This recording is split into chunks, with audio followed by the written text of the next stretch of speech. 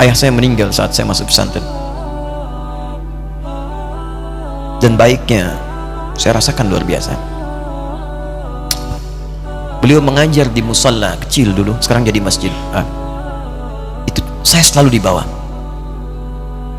Beliau mengajar, saya tidur. Sekarang gantian, saya mengajar, beliau tidur. Dan kadang dipangku, gendong sampai pulang. Saya pernah sengaja pura-pura tidur untuk ingin tahu apa yang dikerjakan ayah saya di jalan. Jaga betul supaya nggak bangun. Begitu saya disimpan di kasur dan bangun, diajak bercanda. Saya mau masuk pesantren, beliau nggak sempat ngantar. Saya bertemu, beliau menangis, peluk saya, minta maaf nggak bisa ngantar ke pesantren. Saya belum mengerti apapun saat itu. Saya bertekad, insya Allah saya belajar dengan sungguh-sungguh. Sepekan 2 pekan saya dapat panggilan pulang. Saya tanya pada kakak saya yang ikut, sekarang ada di sini, di mana ayah? Beliau nggak jawab. Sampai di Bandung, paman saya, beliau sekarang Sekom MUI Jawa Barat, langsung menyampaikan, nampaknya nggak akan terkejar sampai sana, mungkin sudah dimakamkan. Saya ngerti, paham saat itu bahwa beliau telah wafat. Maka saya pulang. Maghrib saya sampai, saya dapati ibu di ruangan tengah. Saya datangi, saya menahan tangis, tidak menangis sedikit pun, untuk membahagiakan ibu saya. Saya datang, saya peluk, saya temani tidurnya. Itu pertemuan saya dengan ayah saya terakhir di mimpi. Saya bermimpi melihat sudah pakai kemeja, tersenyum, mendadahi saya. Sudah. Besoknya saya cari ke kamar, ternyata Allahu Akbar, apa yang selama ini saya pelajari di pesantren, kitabnya sudah ada di kamar semua, sudah disiapkan. Saya menangis saat itu. Saya bawa mushaf. Jadi bapak saya, ayah saya, itu bajunya pun saat wafat dibagikan kepada sahabat-sahabatnya. Bajunya, kitab-kitab ini dibagikan. Ibu saya menunjukkan kemudian ada jam yang nanti nak pakai. Saya bilang, simpanlah. Saya bawa mushaf. Dengan mushaf itu saya duduk di ruangan tengah, saya menghadap ke kiblat dan saya mohon kepada Allah, ya Allah, saya tak punya kemampuan lagi membahagiakan ayah saya saat hidup di dunia, tapi mohon jadikan setiap huruf dalam Al-Quran ini, ya Allah, pahalanya mengalir untuk ayah saya. Begitu saya bacakan saat itu, tak bisa saya berhenti, dan tiba-tiba langsung masuk ayatnya, artinya, posisinya, nomornya, gak pernah berhenti, masuk. Saya bertekad ingin berbuat baik. Puncaknya saya sekolah, ibu, ya Allah, saya ingin berbakti pada ibunda saya. Anda tahu apa yang terjadi? Demi Allah saya katakan, ketika Anda bersabar, ibu saya, bu, pak, itu krisis 97 Pak. Waktu krisis saya masuk pesantren, saya diberikan sempurna bekal seperti anak-anak lain.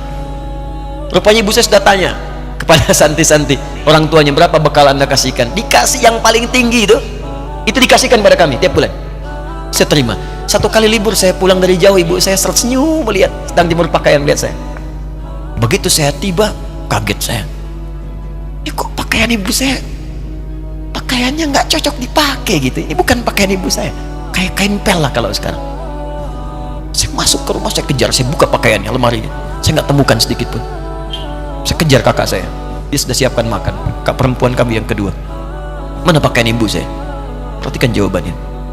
Dia menangis saat itu.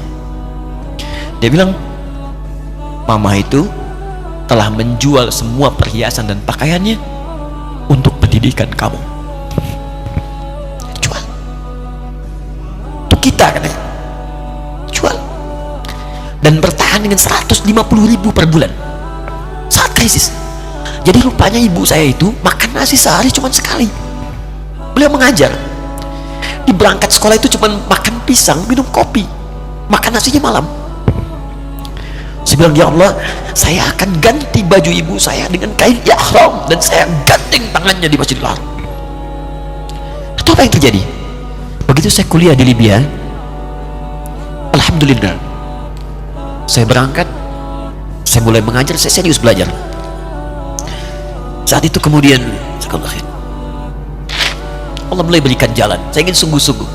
Malam saya bangun, saya sholat, saya belajar, saya menghafal Quran, saya belajar riwayat Quran.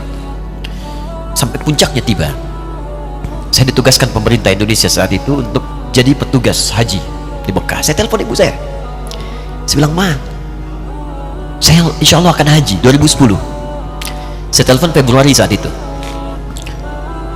Saya dengar suara, terbayang wajahnya indah, senyuman, bahagia. Alhamdulillah nak, kapan berangkat? Tahun ini insya Allah. Saya bilang, dan saya tidak akan pernah berangkat kecuali mama pun akan berangkat. Terdengar nada pesimis tapi senyum. Dari mana katanya? Allah akan kasih, saya bilang. Saya sedang bekerja berusaha karena Allah, mustahil Allah akan sia-siakan gitu. Berapa butuhnya? Porsinya 25 juta. Kapan harus ada? Bulan Juni. Ya, jadi dari Februari ke Juni itu. Ya, Juli bukan Juni, Juli. Ya, jadi saya masih ingat tuh bulan 7, 5 bulan tuh. Saya ibu, Pak, nabung saya. Saya beli tabungan, saya niatkan untuk ibu saya haji. Bulan Juli masih setor 25 juta. Jadi semua tabungan masukin situ. Ada yang ngajar ngasih, masukin situ. Masukin semua. Tepat sepekan sebelum itu kemudian didaftarkan, saya buka tabungan. Allahu Akbar, karunia Allah luar biasa. Tadi butuh berapa? 25 juta. Begitu dibuka, Masya Allah, 1 juta. Karena beasiswa nggak banyak, 1 juta. Tapi 3 hari sebelum daftar, entah dari mana ibu-ibu pengajian nih KBRI datang, Ustaz, ibu katanya mau haji juga ya? Ustaz mau haji ya? Ibu ikut ya? Sudah nggak usah dipikirin, nanti kami yang pikirkan semuanya. Tiba-tiba dikirim, bayar porsinya di sana, dapat koper paling besar. Bayangkan, tadinya kopernya belum datang, telepon lagi, nak koper belum datang katanya. Saya bilang, Ma, tenang aja, apa hajinya nggak jelas ini? Tidak jelas, saya bilang, insya Allah ya. Nah, cuman beritanya berbeda. Begitu saya telepon lagi, Ma, gimana bisa? Nah, telah keluar pengumumannya. Kapan, Ma? 2013. Loh, kan saya haji 2010, nggak bisa, harus 2010. Lihat kalimat ibunda saya. Nah, jangan pernah mengambil hak orang lain.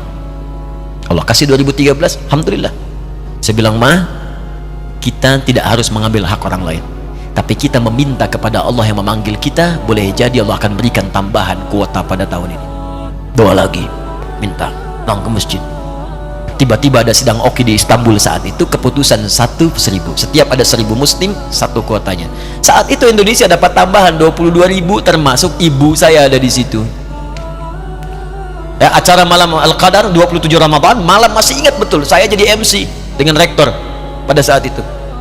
Saya nggak pernah bawa handphone, tiba-tiba handphone itu saya bawa, berbunyi kemudian telepon itu. Saya minta pada rektor izin, saya angkat dulu, diperkenankan. Saya kemudian ke belakang masjid, saya angkat. Tiba-tiba saya dengar suara sudah menangis.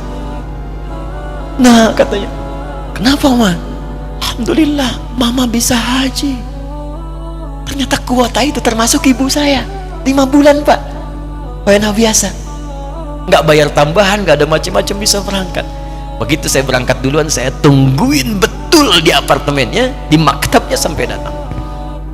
Begitu sudah datang, saya nggak sapa, saya lihat dari jauh. Bahagianya saya bisa mengganti pakaian tadi yang lusuh dengan kain ihram. Saya perhatikan, saya ikuti dari belakang. Di lift, saya ikuti. Di jalan, saya ikuti. Begitu sampai Masjidil Haram, saya gandeng tangannya. Ma, kita sama-sama. Labbaik Allahumma labbaik. Labbaik la syarika lak labbaik. Saya tawaf, saya gandeng ibu saya lindungi supaya dapat kenikmatan dalam tawafnya. Begitu saya rasakan bagaimana Sayyidah Hajar bekerja keras untuk Ismail. Saya balas di situ. Saya gandeng tangan yang kanan. Saya minta pada Allah, muliakan ibu saya, ya Allah, muliakan ibu saya, muliakan, berikan saya kesempatan membahagiakannya. Cuman yang kanan digandeng, yang kiri kosong, karena sudah tidak ada. Jadi ketika Anda belajar pun untuk menjadi ulama, Allah akan muliakan Anda. Orang tua Anda akan dapat bagiannya. Yang hafal Quran itu Musa, yang bisa haji bapak ibunya. Kemarin saya jadi Amirul Hajj dari kedutaan Saudi, berangkat membawa 350 orang rombongan. Siapa yang saya bawa? Ahli Quran, yang hafal Quran anak-anaknya. Ahmad Kamil yang haji, pengajarnya, murabinya, ibunya, temannya, banyak yang berangkat. Yang berangkat siapa? Calon ulama. Dijadi ulama itu jangankan sudah jadi, kalau benar caranya, baru bergerak pun Allah pasti akan jaga. Kalau benar caranya. Di satu pertanyaan tadi, pilih mana orang soleh atau ulama? Jangan pisahkan. Karena jadi ulama itu adalah tingkat tertinggi bagian dari orang saleh. Jadi mesti ada yang jadilah di keluarga. Pilih satu, mungkin ahli Quran, dua ahli hadis, yang lain dunia, tapi dunia diniatkan membantu ibadah. Jadi arsitek buat bangun masjid, bangun pesantren, pahala banyak. Insya Allah akan dibuka oleh Allah, insya Allah.